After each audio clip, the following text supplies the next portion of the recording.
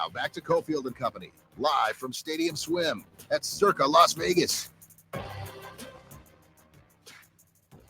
Yeah, folks here at Circa completely jacked up about Mania. They've got multiple parties here where people can view. You can also go and watch Tourney Week around town, and the best tournament in town has been the original tournament in town, the Mountain West Conference Tournament. Cofield and Company, it's Steve and Damon.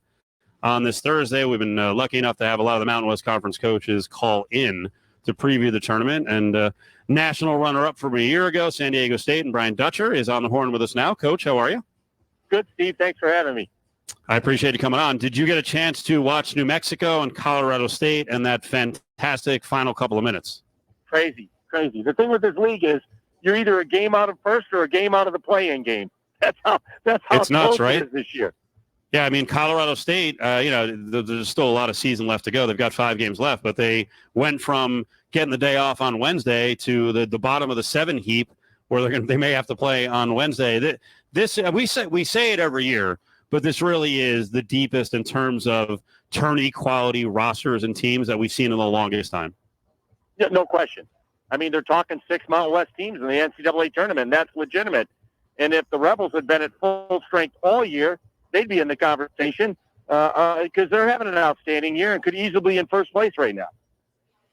Those guards in that game last night, you've got a bunch to pick from on the Lobo roster with House and Mashburn, the veterans, and then Dent. I want to concentrate on that side first. When you played them, what is it like playing them, and who's the guy where you're like, man, we got to watch for this? I know House is the agitator, but is Dent their best guard?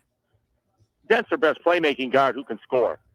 And Mashburn and House are dynamic scorers, but Dent is the best playmaker. And so you have to pay attention to him in ball screens because he'll find Joseph, he'll find Toppin for the easy layups.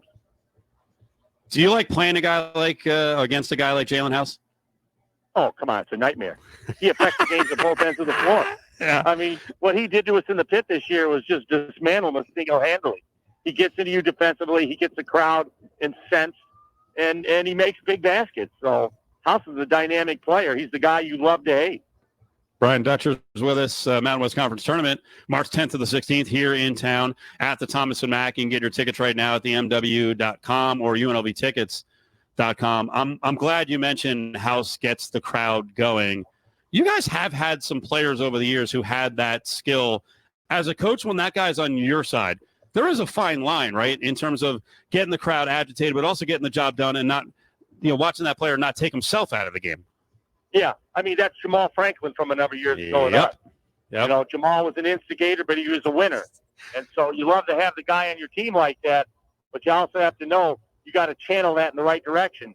Like how sometimes, he can get himself in or out of a game emotionally, but I'd say for the majority of the game, he's involved in the game.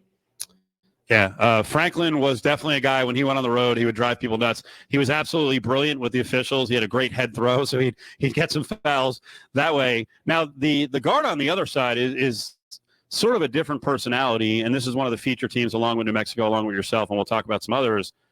To me, Isaiah Stevens is the ultimate college basketball player. He's been loyal. He's gotten bigger and stronger over time, and he absolutely wants the ball when it counts the most. I'll be so glad when he's gone. 5 years of facing that guy? Are you kidding me? That's a coach's night. All this gray hair is because of guards like that. He sat in front of us at the Mountain West Conference Media Day for an interview, and I looked at him deadpan, and I'm like, why are you still here? Will you leave? He laughed. Yeah, he laughed all the way to about 30 points against us. No, He's a dynamic player. He's like, once he gets 2 guys on him, someone else has the ball. And if you don't have 2 guys on him, he's going to get a shot and score. And so he's been incredible. And he was dynamic last night, but you got guards like that, it's easy to call the last play, put it in their hands, and let them try to win or lose the game. So to close out the season, you're at Fresno, San Jose, you're here for a regular season game against UNLV, and then you go against Boise. Obviously, the first goal was to win all those games, but how do you look at this final stretch here to make sure that you're right for the tournament? We just have to be playing our best basketball. It's almost John Wooden-like. You can't get caught up in the results all the time. The journey is about getting better. I think that's what we've been able to do over the years at San Diego State is get better as the season goes on. So sometimes getting better doesn't mean you're going to win, but it gives you the best chance to win. The way you view it, how do you guys get better? What do you need to do here down the stretch to get better? Just get more connected at both ends of the floor. Individually we're talented, but at times we're not great as a team, and that's at both ends of the floor. And so we have to continue to huddle up, talk to each other, communicate better, know each other's strengths and weaknesses, and just try to put all the bull crap behind us and just play the right way. And that's always the goal. Well, playing here in the tournament's been good for you guys, and obviously every squad is different each year. You've won 2 of the last 3, and you've made 6 straight finals. So looking back in those years, how did you peak at the right time?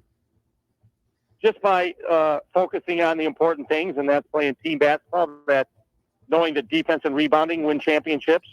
And then I always say, if we defend a rebound where we can stay in a game, we can survive an off-night shooting.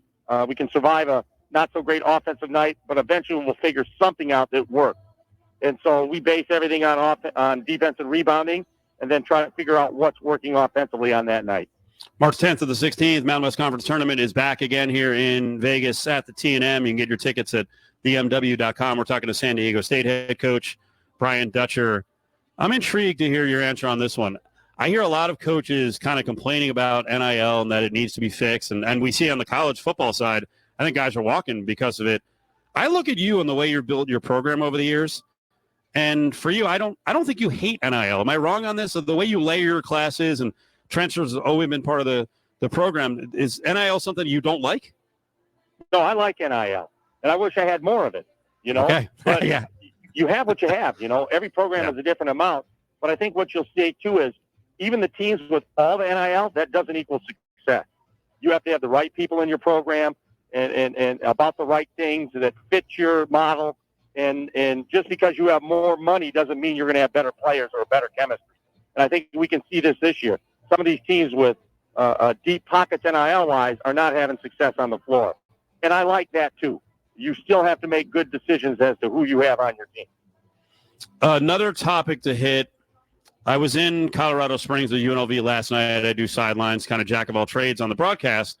It was a late start, and I actually do think it affected Air Force and what those guys have to do during the day. They got tired. But I also understand it's for TV. Do you like the late starts?